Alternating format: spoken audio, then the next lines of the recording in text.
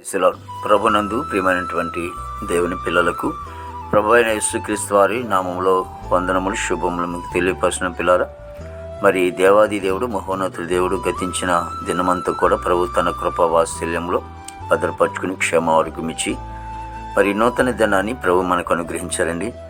మరి 2024వ సంవత్సరము 12వ నెల 17వ దినాన్ని ప్రభు మనకు అనుగ్రహించి మరి రోజు దేవుని వాక్యము తల్లి అయినటువంటి మరియను ఆ శిశువును చూచి సాగిలపడి ఆయనను పూజించి మత్తయి రాసిన సువార్త 2వ అధ్యాయము 11వ వచనమండి. వాక్యము నమ్మదగినది, పూర్ణాంగీకరమునకు యోగ్యమైనది. పిల్లరా, మరి దేవుని వాక్యంలో మనం చూస్తూ ఉంటున్నాము. ఆనాడు ఆ తూర్పు దేశపు జ్ఞానులు మరి ఆయన దగ్గరికి వచ్చి మరి ఇంట్లో ఉన్నటువంటి తల్లి అయినటువంటి మరియను ఆ శిశువును చూసి సాగిలపడి ఆయనను పూజించి అని రాయబడింది. ఎవరిని పూజించారు? యేసుక్రీస్తు ప్రభువారిని. మరి అంత గొప్పవారైనటువంటి అంత ఉన్నతమైనటువంటి స్థితిలో కలిగినటువంటి వారు ఆయన్ని పూజించారని రాయబడింది. మరి ఆయనతో ఉన్నటువంటి మరియను కూడా ఆమెకు కూడా ఉంటుంది. ఎందుకంటే ఆమె దేవుడి కాదు, కానీ యేసు ప్రభు వారు దేవుడు. దేవునితో ఎవరైతే ఉంటారో వారు కూడా మరి మంచి ఘనత వస్తుంది, మంచి ఘనత వస్తుంది, యోగ్యత వాళ్ళ జీవితంలో ఉంటుంది. కాబట్టి ఉదాహరణకి సీఎం గారు వెనకాల ఉన్నటువంటి వారు ఉన్నప్పుడు మరి సీఎం గారికి నమస్కారం చేస్తున్నప్పుడు మరి వేరే వెనకాల ఉన్నటువంటి వారు కూడా నమస్కరిస్తున్నట్లుగానే ఉంటుంది. కానీ యేసు ప్రభుతో ఉన్నటువంటి మనకి మరి యేసు ప్రభు మనలో ఉన్నటువంటి మనము మరి మనల్ని చూసి ఎవరు గౌరవించడం కాదు, కానీ యేసు ప్రభువును బట్టి మనల్ని చాలా దిక్కులు మనం గౌరవిస్తూ ఉంటారు.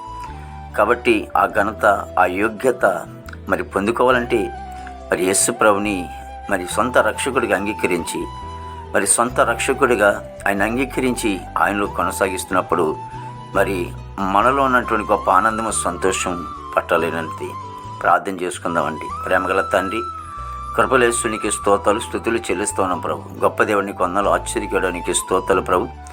దేవ, ప్రతి కుటుంబంలో కూడా మరి ఆనందము, సంతోషము, ప్రభా, నెమ్మది మీరు అనుగ్రహిస్తున్నందుకు స్తోత్రాలు చెల్లిస్తున్నాం ప్రభు. అయ్యా, ఇదిగో తండ్రి ప్రభా, మా భారతదేశాన్ని తండ్రి నీకు వందనాలు, నాయకులు, అధికారులు అందరూ కూడా మంచి ఆరోగ్యాలతో నింపండి ప్రభా. తండ్రి యేసునికి స్తోత్రాలు ప్రభు.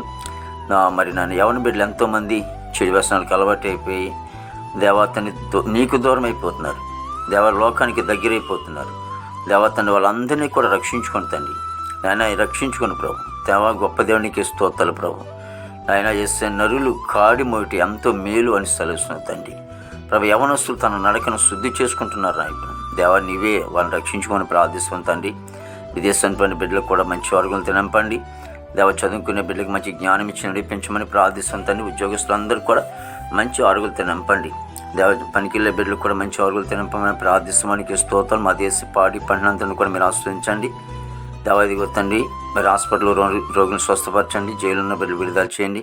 కోర్టు గొడవలు, కేసు గొడవలన్నీ కూడా కొట్టివేయండి దేవ. తండ్రి, రక్షణ లేని వారు రక్షణ దయచేయండి దేవ. తండ్రి, గృహాలు లేని వారు గృహాలు దయచేయండి ప్రభు. వివాహం లేని బిడ్డకి వివాహం దయచేయండి. గర్భఫలం లేని వారు గర్భం దయచేయండి.